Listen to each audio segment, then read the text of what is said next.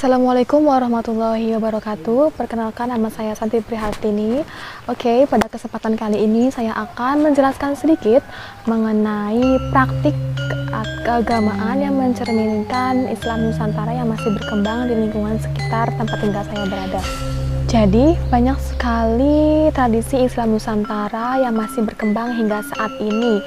Tradisi ini mencerminkan kekhasan atas daerah atau tempat tinggalnya masing-masing.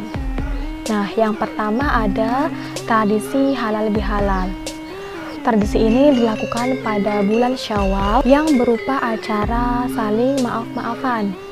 Setelah umat Islam melakukan puasa 1 bulan penuh di bulan Ramadan, maka dosa-dosa yang telah mereka lakukan itu sudah dimaafkan oleh Allah Subhanahu wa Ta'ala.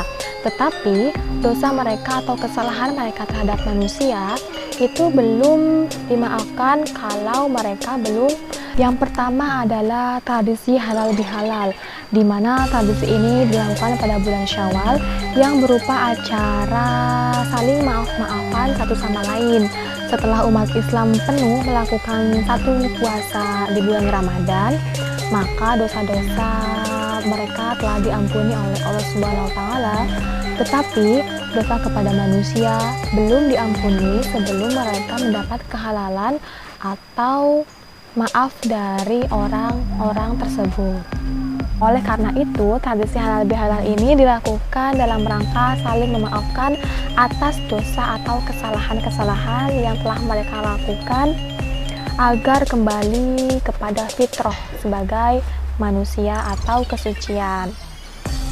Tujuan tradisi halal bihalal ini selain saling bermaaf-maafan adalah untuk menjalin persaudaraan, menjalin silaturahmi, mempererat persaudaraan, membentuk atau membangun hubungan yang harmonis, bertukar informasi, dan masih banyak lagi.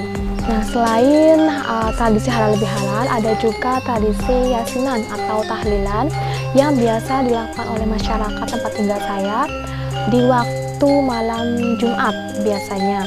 Nah, tradisi ini dilakukan di rumah-rumah warga yang mendapat giliran atau dijadwal.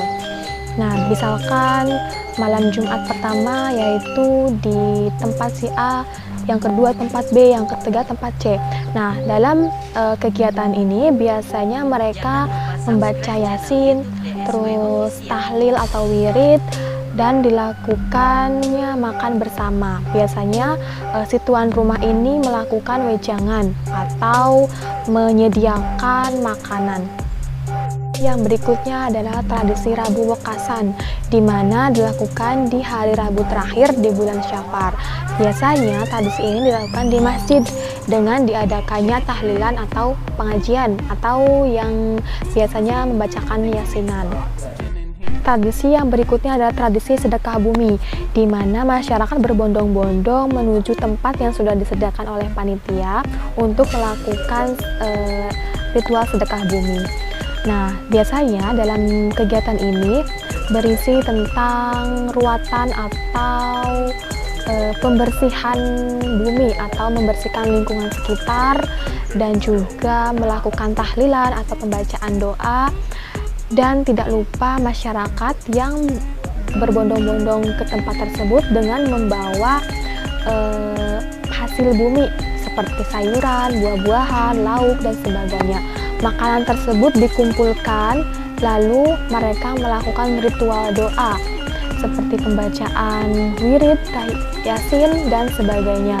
Setelah melakukan ritual doa, makanan tersebut ditukar-tukar sehingga makanan yang kita kumpulkan tidak mendapat makanan yang kita kumpulkan lagi, tetapi mendapat makanan milik orang lain. Dari sedekah bumi ini adalah bentuk rasa syukur kita terhadap Allah Subhanahu wa Ta'ala yang memberikan kita berbagai macam makanan dan masih diberikan kita kesehatan, dan juga sebagai bentuk memohon kepada Allah Subhanahu wa Ta'ala untuk selalu menjaga atau melindungi tempat tinggal kita atau bumi ini sendiri.